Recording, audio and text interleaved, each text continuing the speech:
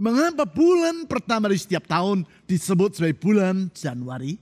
Kata Januari diambil dari nama dewa dalam mitologi Yunani, yaitu Janus, yang digambarkan sebagai seorang yang memiliki dua muka. Satu muka menghadap ke depan dan satu muka menghadap ke belakang. Itulah peralihan dari masa lalu kepada masa depan. Peralihan yang acap kali membuat orang merasa tertekan dalam jiwanya. Berita baik, Tuhan bersedia menolong sehingga saudara tidak usah mengalami rasa tertekan. Namun level up, yaitu naik ke tingkat yang lebih tinggi.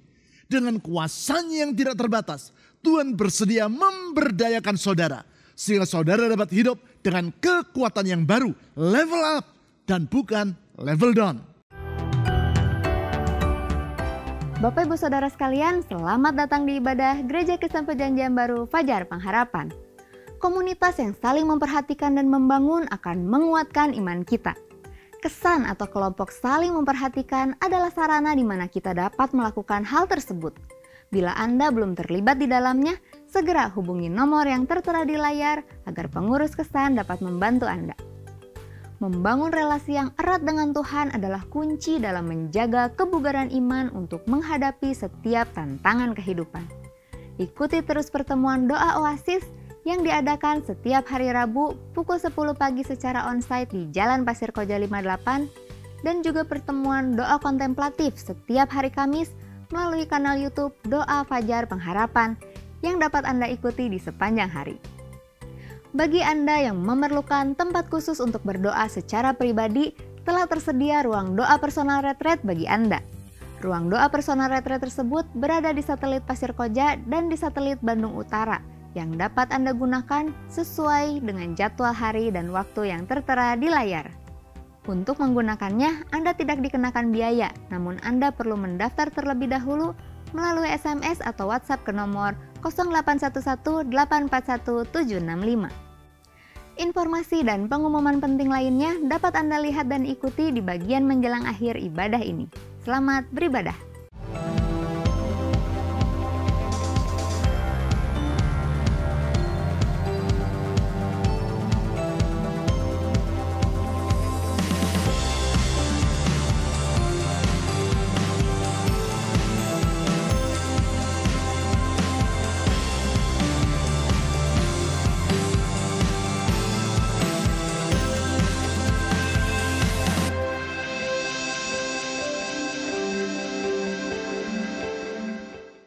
Selamat memasuki tahun yang baru, yaitu tahun yang diawali dengan bulan pertama yang disebut sebagai bulan Januari.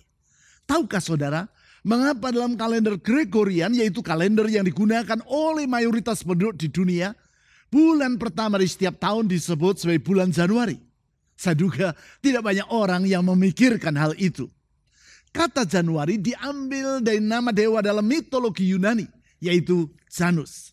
Itulah dewa yang dipandang oleh orang Yunani sebagai dewa peralihan dan dewa pintu. Dewa yang digambarkan sebagai seorang pribadi dengan satu kepala yang memiliki dua muka. Satu muka menghadap ke depan dan satu muka menghadap ke belakang. Peralihan dari masa lalu kepada masa depan. Memang pintu adalah batas peralihan dari ruangan yang satu kepada ruangan yang lain. Yang menarik, wajah Dewa Janus yang menghadap ke belakang sering digambarkan sebagai wajah orang yang sudah berusia lanjut. Sedangkan wajah yang menghadap ke depan digambarkan sebagai wajah orang yang masih berusia muda. Memang orang yang sudah lanjut usia suka bernostalgia tentang masa lalu. Sedangkan pada umumnya orang yang berusia muda akan berpikir tentang masa depan. Jadi berapapun usia saudara saat ini, kalau saudara masih mampu berpikir tentang masa depan, maka saudara termasuk orang muda. Sebagaimana yang saudara ketahui, bulan Januari adalah bulan peralihan, yaitu dari tahun yang lama kepada tahun yang baru. Masa peralihan yang bagi sebagian orang dipandang sebagai hari-hari yang kelabu, atau yang dalam bahasa Inggris diistilahkan sebagai New Year's Blues. Menurut artikel dalam harian Kompas, orang yang mengidap gangguan emosional New Year's Blues akan mengalami depresi, cemas, gugup, dan perasaan ketakutan. Hal tersebut pada umumnya dipicu oleh perasaan khawatir akan masa depan dan perasaan kecewa karena harapan di tahun sebelumnya belum terwujud. Sedangkan menurut laporan Deutsche Welle, yaitu kantor berita Jerman, didapati bahwa 3 tahun yang lalu 84% orang dewasa di Amerika Serikat, yaitu mereka yang berusia 18 tahun ke atas, mengalami stres ketika berada di antara masa Natal dan Tahun Baru. Persentase tersebut menunjukkan bahwa New Year's Blues atau perasaan kelabu di masa Tahun Baru bukan hal yang boleh dipandang remeh. Memang kita tidak memiliki data hasil penelitian tentang kondisi tersebut di Indonesia. Namun saya duga di masa awal tahun seperti sekarang ini, tidak sedikit penduduk di negara kita yang juga merasa tertekan jiwanya. Apabila di saat ini, hal itu yang sedang saudara alami, saya ingin menyampaikan berita baik, yaitu bahwa saudara tidak perlu merasa berputus asa akan hari esok. Mengapa? Karena Tuhan menjanjikan pertolongan yang memungkinkan saudara melewati tahun ini, yaitu tahun 2025 sebagai hari-hari di mana saudara mengalami peningkatan yang bersifat positif. Itulah hari-hari di mana saudara mengalami level up, naik ke tingkat yang lebih tinggi dan bukan level down alias kemerosotan ke tingkat yang lebih rendah. Sebagaimana yang telah kita bahas secara ringkas dalam ibadah awal tahun 4 hari yang lalu. Dalam Yesaya pasal 40 ayat 28 sampai 31 dicatat tentang janji Tuhan kepada umatnya, yaitu bangsa Yehuda 600 tahun yang silam dan para pengikut Kristus di masa kini, bahwa mereka akan mengalami level up. Artinya janji Tuhan tersebut berlaku bagi saudara. Mengalami level up atau peningkatan dalam kebahagiaan rumah tangga, level up dalam keberhasilan usaha dan pekerjaan, level up dalam kualitas kehidupan saudara, level up dalam kedewasaan rohani saudara, dan berbagai peningkatan yang bersifat positif lainnya. Bukan peningkatan kolesterol, tekanan darah, trigliserid, lingkaran pinggang, atau yang sejenisnya. Bukan. Namun peningkatan kualitas kehidupan sehingga kehidupan saudara semakin bermakna. Dalam Yesaya pasal 40 ayat 28 sampai 31 tersebut, Tuhan menyampaikan 4 hal. Yang pertama, yaitu kondisi level down yang dialami oleh banyak orang. Hal tersebut diutarakan di ayat 30. Yang kedua, yaitu kondisi level up yang ia janjikan. Hal ini ditulis di ayat 31. Yang ketiga, yaitu faktor yang membedakan antara orang yang mengalami level down dan level up. Faktor yang sangat penting ini ditulis dalam kalimat pertama dari ayat 31. Sedangkan yang keempat adalah sifat-sifat Tuhan yang memungkinkan kita mengalami level up. Hal ini ditulis di ayat 28 sampai 29. Mari kita baca ayat-ayat tersebut berdasarkan urutan dari keempat hal yang telah saya utarakan tadi.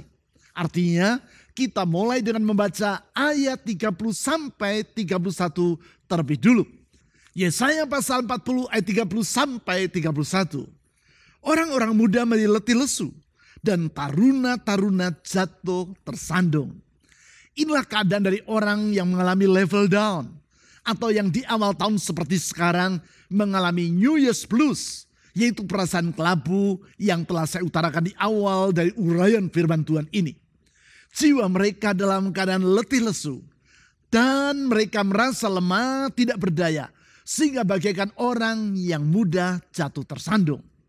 Sedangkan tentang orang yang mengalami level up, yaitu bukannya merasa letih lesu, justru semangat mereka berkobar-kobar, dan sebaliknya dari merasa lemah tidak berdaya, justru dengan penuh gairah mereka hidup melampaui keadaan sekitar mereka. Di ayat 31 ditulis sebagai berikut.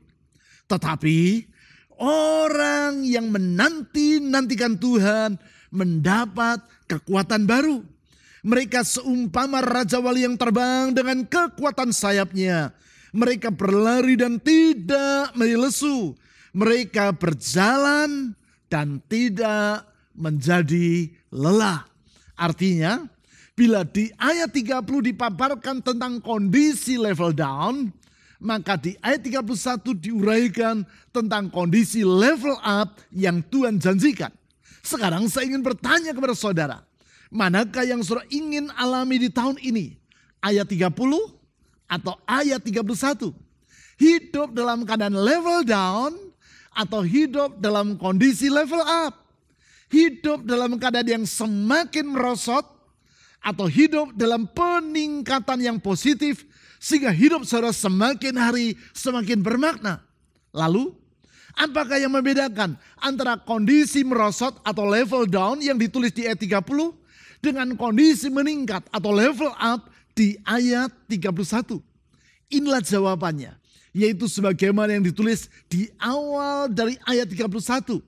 Tetapi orang yang menanti-nantikan Tuhan mendapat kekuatan baru. Mari kita baca kalimat tersebut secara bersama-sama. 1, 2, 3.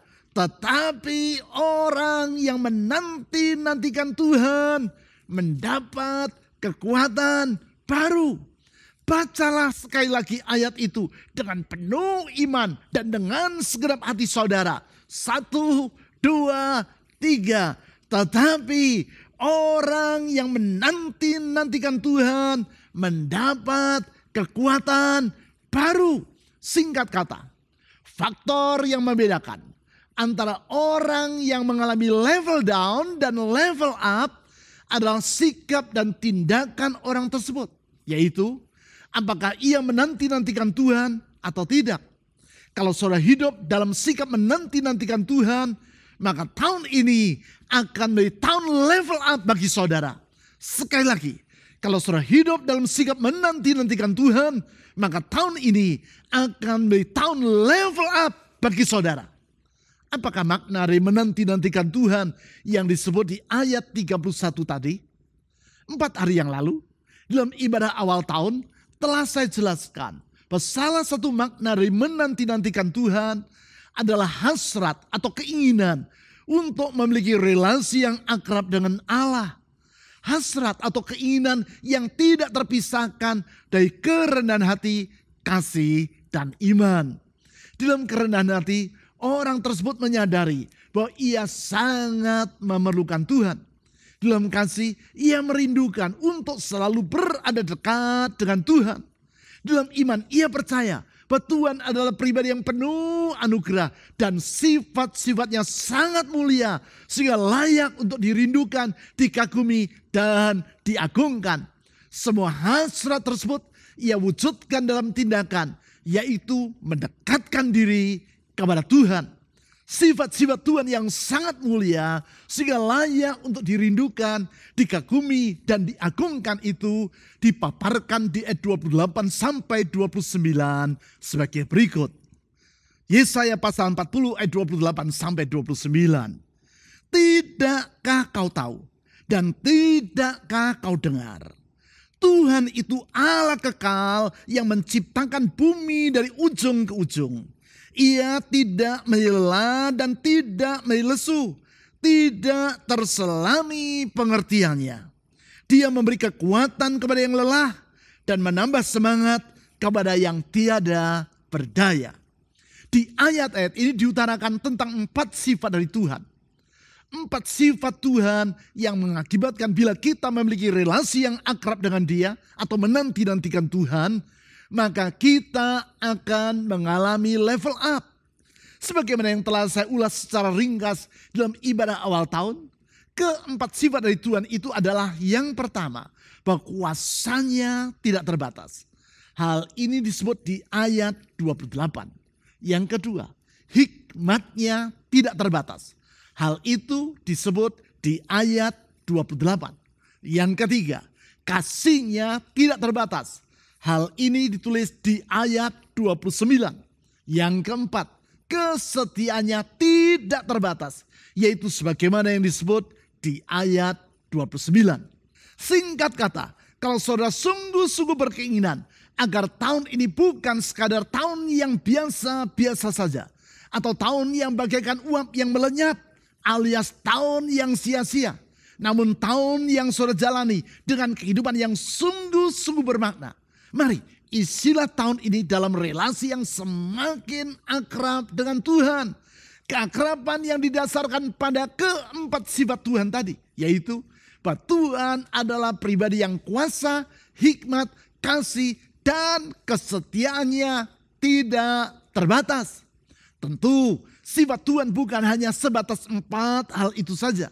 Masih ada banyak sifat Tuhan yang lain, seperti Maha Pemurah, Maha Sabar, Maha Kudus, dan berbagai sifat-sifat yang luhur lainnya. Namun semua sifat-sifat Tuhan tadi sesungguhnya baik langsung maupun tidak langsung berkaitan dengan keberadaannya yang maha kuasa, maha berhikmat, maha pengasih, dan maha setia. Atas dasar itulah, maka di sepanjang bulan Januari ini, saya mengajak saudara untuk semakin mengenal keempat sifat Tuhan tersebut. Untuk itu, kita mulai dari sifat yang pertama, yaitu bahwa Dia adalah pribadi yang maha kuasa. Hal tersebut diutarakan di ayat 28 sebagai berikut. Tuhan itu Allah kekal yang menciptakan bumi dari ujung ke ujung. Ia tidak menjadi lelah dan tidak menjadi lesu. Di dalam satu ayat ini diuraikan secara ringkas beberapa aspek dari kemahakuasaan Tuhan. Aspek-aspek tersebut adalah karena Tuhan bersifat maha kuasa, maka yang pertama, Dia adalah pribadi yang kekal. Saya ulangi, yang pertama, karena Tuhan bersifat maha kuasa, maka Dia adalah pribadi yang kekal. Hal tersebut diutarakan di ayat 28 tadi, yaitu bahwa Tuhan itu Allah kekal. Dalam bahasa Ibrani, yaitu bahasa yang digunakan untuk menulis kitab Perjanjian Lama, kata Allah kekal adalah El Olam. Itulah salah satu nama dari Tuhan. El Olam. Allah yang kekal. Tuhan disebut sebagai kekal sebab Dia tidak berawal maupun tidak berakhir. Berbeda dengan semua ciptaannya termasuk manusia. Semuanya itu berawal dan berakhir.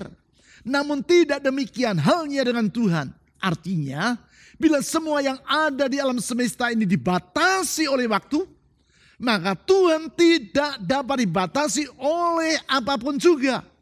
Tentang kekekalan Tuhan dan keterbatasan manusia ini, Musa, sebagaimana yang dicatat dalam Mazmur pasal 90 ayat 2-4, berkata sebagai berikut.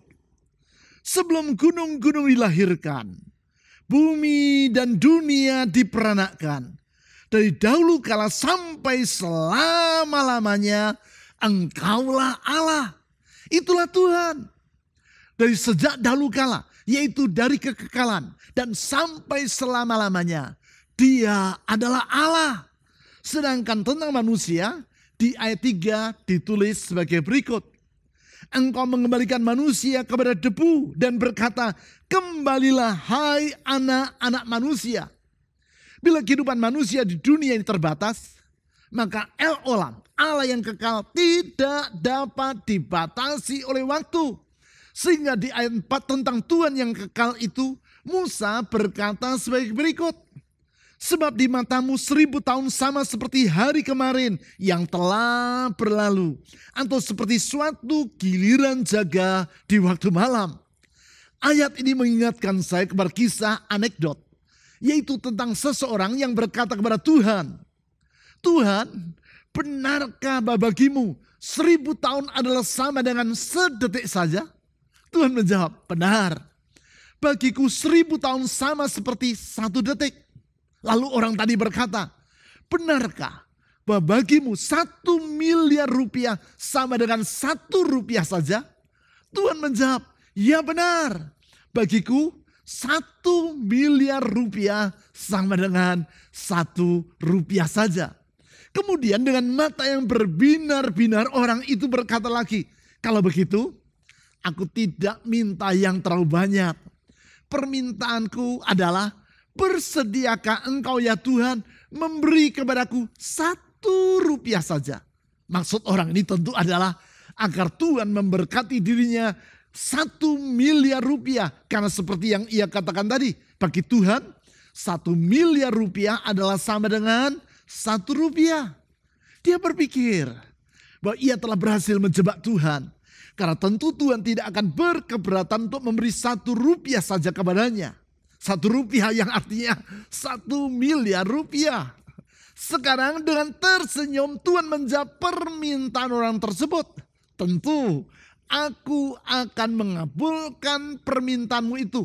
Tunggu sebentar, 1 detik saja. 1 detik yang artinya adalah 1000 tahun lagi. Artinya orang itu harus menunggu 1000 tahun sebelum Tuhan memberkati dia. Memang dalam Mazmur pasal 94 tadi Musa berkata, pada mata Tuhan 1000 tahun sama seperti hari kemarin yang telah berlalu. Hal ini karena Allah adalah pribadi yang kekal alias tidak dibatasi oleh waktu. Sehingga dalam Mazmur pasal 90 ayat 2 tadi Musa berkata, sampai selama-lamanya engkaulah Allah. Artinya Tuhan tidak pernah berhenti menjadi Allah. Dia tidak pernah pensiun ataupun mengambil cuti dari keberadaannya sebagai Allah. Tidak, dia tetap Allah untuk selama-lamanya. Sehingga kuasanya pun tidak terbatas. Singkat kata, kuasa dan mukjizatnya selalu tersedia di setiap saat. Lebih lanjut, yang kedua, karena Tuhan bersifat maha kuasa, maka dia sanggup mencipta. Saya ulangi. Karena Tuhan bersifat maha kuasa. Maka yang kedua, dia sanggup mencipta. Hal ini ditulis di ayat 28 tadi sebagai berikut. Tuhan itu Allah kekal yang menciptakan bumi dari ujung ke ujung. Dalam bahasa Ibrani, kata mencipta, yaitu seperti yang disebut di ayat ini, adalah bara. Yang artinya adalah menjadikan yang ada dari yang tidak ada. Sehingga frasa menciptakan bumi dari ujung ke ujung artinya Tuhan menjadikan seluruh alam semesta ini dari yang tidak ada menjadi ada. Atau dalam bahasa Latin yaitu creatio ex nihilo. Yang artinya adalah penciptaan dari ketiadaan. Creation out of nothing. Hal tersebut nampak dalam catatan tentang penciptaan alam semesta. Sebagaimana yang ditulis di dalam Kejadian pasal 1. Dalam bagian Alkitab tersebut kita melihat bagaimana dengan mengucapkan firman-Nya. Allah menjadikan semua yang ada di alam semesta ini dari ketiadaan. Ia berkata, jadilah terang. Maka terang pun jadi. Ia berfirman, jadilah benda-benda penerang pada cakrawala. Maka benda-benda langit, yaitu matahari, bulan, dan bintang-bintang pun terwujud.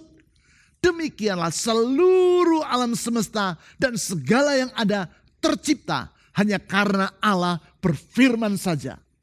Perlu diketahui bahwa kata bara dalam bahasa Ibrani atau to create dalam bahasa Inggris yang artinya mencipta tadi, dalam Alkitab hanya diperuntukkan bagi Allah saja. Artinya hanya Allah sajalah yang dapat mencipta. Sedangkan semua makhluk yang lain termasuk manusia hanya dapat membuat atau to make dalam bahasa Inggris atau asah dalam bahasa Ibrani. Dan membentuk atau to form dalam bahasa Inggris atau yatsar dalam bahasa Ibrani. Artinya manusia hanya dapat mengubah bentuk dari yang sudah ada menjadi bentuk yang baru. Sebagai contoh, orang yang membuat kursi. Sebelumnya bahan-bahan untuk membuat kursi itu seperti misalnya kayu, besi, dan plastik sudah ada terlebih dulu. Sang tukang kayu hanya mengubah bahan-bahan tadi menjadi bentuk yang lain, yaitu menjadi sebuah kursi. Ia tidak mencipta, namun hanya membuat. Lalu bagaimana dengan tukang sulap yang menunjukkan sebuah topi yang kosong? Kemudian dengan sebuah tongkat ia mengetuk topi tersebut sambil berkata, abrakadabra. Dan dari dalam topi itu keluar seekor kelinci. Bukankah dengan demikian ia mencipta? Yaitu creatio ex nihilo? Bukan. Si tukang sulap bukan menciptakan seekor kelinci. Walaupun kata abrakadabra berasal dari bahasa Ibrani. Yaitu ebrakadabri. Yang dapat diartikan sebagai aku menjadikannya saat aku berbicara. Ia tidak mencipta. Sebab kelinci itu sudah ada sebelumnya. Dan si tukang sulap hanya sekadar menyembunyikannya. Lalu tanpa disadari oleh para penonton, dengan cepat ia mengeluarkan kelinci itu. Sehingga nampak seperti tercipta dari ketiadaan. Bagaimana dengan orang yang menciptakan lagu? Penggubah lagu itu tidak menciptakannya. Sebab ia hanya menyusun nada-nada yang sudah ada dengan irama tertentu sehingga menjadi suatu rangkaian nada yang disebut sebagai lagu. Dengan kata lain, penggubah lagu adalah sekadar seorang perangkai nada. Singkat kata, hanya Allah yang mampu mencipta, yaitu menjadikan yang ada dari yang tidak ada. Hal ini adalah karena kuasanya bersifat tidak terbatas. Karena Tuhan sanggup menjadikan segala yang ada dari ketiadaan, maka berarti tidak ada yang mustahil bagi Dia. Saya ulangi, tidak ada yang mustahil bagi Tuhan. Dia sanggup melakukan segala sesuatu dan tidak ada rencananya yang gagal. Sehingga seperti yang ditulis di ayat 31 tadi, orang yang menanti-nantikan Tuhan mendapat kekuatan baru. Artinya, orang yang memiliki relasi yang akrab dengan Tuhan akan mengalami level up. Sekarang, yang ketiga, karena Tuhan bersifat maha kuasa, maka Dia senantiasa dapat diandalkan. Saya ulangi, karena Tuhan bersifat maha kuasa, maka yang ketiga, Dia senantiasa dapat diandalkan. Tentang hal ini, dalam kalimat yang terakhir ayat 28 tadi ditulis, ia tidak menjadi lelah dan tidak menjadi lesu. Berbeda dengan manusia yang kemampuannya cepat atau lambat akan merosot, maka tidak demikian halnya dengan Tuhan. Bila di ayat 30 tentang manusia ditulis sebagai berikut, orang-orang muda menjadi letih lesu dan taruna-taruna jatuh tersandung. Maka sebagaimana yang ditulis di ayat 28, Tuhan tidak pernah lelah dan lesu. Sehingga di segala keadaan Tuhan senantiasa dapat diandalkan. Berulang-ulang saya telah menjelaskan bahwa segala yang ada di dalam semesta ini bersifat merosot. Taman yang semula dalam keadaan yang indah, apabila tidak dirawat, maka keindahannya akan merosot dengan sendirinya. Dari taman yang tertata dengan rapi, ia akan berubah menjadi taman yang dipenuhi dengan semak belukar. Demikian pula sebuah gedung yang indah, bila ia tidak dirawat, 10-20 tahun kemudian, tanpa usah ditimpuki dengan batu pun, gedung itu akan rusak dengan sendirinya. Mengapa? Karena seperti taman tadi, gedung ini juga tidak bebas dari hukum kemerosotan. Hal yang sama dengan kemampuan manusia. Seiring dengan pertambahan usia, maka kekuatan, daya ingat maupun kreativitas orang akan semakin menurun. Bahkan seperti yang ditulis di ayat 23 tadi. Tidak sedikit orang muda yang menjadi usur sebelum waktunya. Sehingga walaupun belum berusia lanjut, mereka sudah menjadi letih lesu dan jatuh tersandung. Semua itu menunjukkan bahwa tidak seorang pun manusia yang dapat terhindar dari hukum kemerosotan. Namun tidak demikian halnya dengan Tuhan. Ia adalah pribadi yang maha kuasa. Hukum kemerosotan tidak mampu menguasai dirinya. Tuhan berada di atas hukum tersebut. Sehingga apabila semua yang ada di alam semesta ini bersifat merosot, Tuhan tidak pernah lelah dan lesu. Itulah sebabnya di segala keadaan Tuhan senantiasa dapat diandalkan. Tentang hal ini mungkin ada di antara saudara yang masih ingat kepada iklan baterai Energizer yang ditayangkan di televisi pada era akhir tahun 1990-an. Dalam iklan tersebut digambarkan baterai Energizer sedang melakukan pertandingan dengan Michael Chang, juara dunia tenis profesional di masa itu.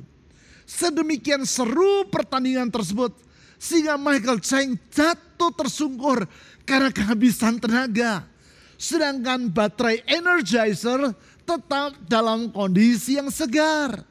Di akhir iklan tersebut, si baterai Energizer menulis sebuah kalimat, yaitu never say die. Jangan pernah berkata mati. Artinya tenaga baterai itu tidak akan pernah habis. Yang dimaksudkan dengan kalimat tersebut adalah bila suatu alat elektronik menggunakan baterai merek yang lain akan cepat tidak berfungsi alias mati karena baterai itu kehabisan daya. Maka tidak demikian halnya bila menggunakan baterai Energizer. Tentu saja slogan itu hanya sekadar suatu iklan. Sebab bagaimanapun juga daya listrik dalam baterai Energizer akan habis pada waktunya. Tetapi tidak demikian halnya dengan Tuhan. Kuasanya yang tidak terbatas dan tidak pernah berkurang maupun merosot. Tuhan selalu dapat diandalkan. Sehingga bila kita memiliki relasi yang akrab dengan Dia dan Dia yang memberdayakan atau empowering kita, maka di segala keadaan kita tidak akan pernah letih lesu, tidak akan pernah berputus asa, serta tidak akan pernah kehabisan daya juang. Itulah sebabnya di ayat 31 yang telah kita baca tadi ditulis, orang yang menanti-nantikan Tuhan mendapat kekuatan baru. Yang mengagumkan adalah 2000 tahun yang lampau, El Olam, Allah yang kekal itu bersedia datang di dunia sebagai Immanuel, Allah yang beserta kita. Itulah anugerah dan kasih Allah yang tiada taranya. Dia yang maha kuasa bersedia lahir sebagai seorang manusia supaya dengan demikian kita manusia yang penuh dengan cacat celah ini dapat mengalami pemulihan relasi dengan dirinya yang maha kudus dan maha mulia itu. Dalam Yesus Kristus, Sang Immanuel, Allah yang kekal yaitu El Olam, telah mengulurkan tangannya untuk mengangkat kita dari jurang kebinasaan. Di dalam Yesus Kristus, Allah yang sanggup mencipta itu telah menjadikan kita sebagai ciptaan yang baru. Melalui Yesus Kristus, Allah yang dapat diandalkan itu telah memampukan kita untuk hidup dengan kekuatan yang senantiasa baru. Di dalam Yesus Kristus, Tuhan yang kuasanya tidak terbatas itu, kita dapat mengalami level up, yaitu naik ke tingkat yang lebih tinggi. Di sela pentingnya hidup dengan menanti-nantikan Tuhan. Di sela pentingnya membangun relasi yang akrab dengan Tuhan. Keakraban relasi yang antara lain kita bangun serta pelihara melalui melakukan ibadah harian setiap hari. Ibadah harian yang dapat saudara ikuti dengan menggunakan buku ibadah harian ataupun melalui aplikasi dan website ibadah harian. Lakukanlah ibadah harian 3 kali sehari, pagi, siang, dan malam secara pribadi. Setiap kali antara 5 sampai 10 menit. Dengan demikian, relasi saudara dengan Tuhan akan semakin bertambah akrab dan saudara akan mengalami level up. Sekarang, dengan bersyukur kepada Allah yang dalam Yesus Kristus telah datang di dunia sebagai Immanuel, yaitu Allah yang beserta dengan kita. Mari dalam iman dan kerendahan hati kita menyerahkan kehidupan kita di sepanjang tahun ini ke dalam tangannya. Tuhan Yesus sanggup mengubah kelemahan kita menjadi kekuatan yang baru. Dia mampu dan mau mengganti kelelahan dan keletihan kita menjadi pengharapan yang tidak pernah pudar dan yang tidak akan mengecewakan. Mari kita berdoa. Tuhan Yesus, kami sungguh kagum akan kasih dan anugerah-Mu. Engkau yang adalah Allah yang kekal, yang tiada terbatas, El Olam. Bersedia datang di dunia lahir sebagai seorang manusia. Sebagai Immanuel, Allah yang menyertai kami. Kami manusia yang hina dan penuh dengan segala kekurangan ini. Tapi sungguh anugerah-Mu dan kasih-Mu melampaui batas akal kami. Di dalam kasih itu Engkau telah meraih kami. Membebaskan kami dari jurang maut dan kebinasaan. Menghapus masa lampau kami yang kelam. Dan menyediakan masa depan yang baru yang penuh dengan pengharapan. Karena Engkau sendiri yang punya rencana dan rencanamu tidak akan pernah gagal. Dan Engkau dalam kasih-Mu dan kesetiaan-Mu bersedia menyertai kami. Oh Immanuel yang menyertai kami. Dan kalau kami hidup dalam penyertaan Tuhan, memiliki relasi yang akrab dengan Engkau, maka kami akan mengalami kehidupan yang penuh dengan pengharapan. Dan Engkau yang memberi kepada kami kekuatan yang baru, sehingga apapun tantangan dan kesulitan yang kami alami, kami tidak akan berputus asa. Tetapi kami percaya di dalam Tuhan Yesus ada pengharapan. Tuhan Yesus, kami menyerahkan hidup kami ke dalam tangan-Mu. Hari-hari yang akan kami jalani sepanjang tahun yang ada di depan kami ini, kami percayakan ke dalam tangan kemurahan Tuhan. Engkau tidak terbatas oleh waktu. Engkau dapat menjangkau masa depan dan mengatur masa depan kami dengan indah dan menjadikan semuanya indah pada waktu-Mu. Tuhan Yesus, satu hal yang kami mohon, sertai dan tuntunlah hidup kami. Sebab kalau Tuhan yang menyertai dan menuntun kami di sepanjang tahun ini, kami akan mengalami level up dan bukan level down. Mengalami peningkatan yang lebih baik. Hidup semakin bermakna dan positif. Bukan hidup yang semakin merosot dan kocar-kacir. Oh Tuhan Yesus, kami percaya kuasa-Mu tetap berlangsung sampai hari ini dan tidak pernah berkesudahan. Kuasa mujizat-Mu tetap ada sampai hari ini. Dengan percaya kepada kuasa mujizat-Mu itu, kami menyerahkan hidup kami, pergumulan kami, harapan kami ke dalam tangan-Mu. Ulurkan tangan-Mu yang membuka jalan di saat tiada jalan, menyediakan jalan keluar, memberikan pengharapan, menyembuhkan dan memulihkan, menyembuhkan rumah tangga dan memulihkan masa depan kami. Tuhan Yesus, ke dalam tangan-Mu kami menyerahkan hidup ini dari sekarang sampai selama-lamanya. Amin. Hanya Kau yang menjadi tempat jawaban. Hanya Kau tempatku berharap. Berjalan bersama-Mu ku takkan goyah. Sebab tangan kasih-Mu tersedia bagiku. Selamanya Kau ku cinta. Hanya Kau yang menjadi tempat jawaban. Hanya Kau tempatku berharap. Berjalan bersama-Mu ku takkan goyah. Sebab tangan kasih-Mu tersedia bagiku. Selamanya Kau ku cinta. Berikut adalah beberapa informasi dan pengumuman penting dari gereja kita yang dapat Anda ikuti.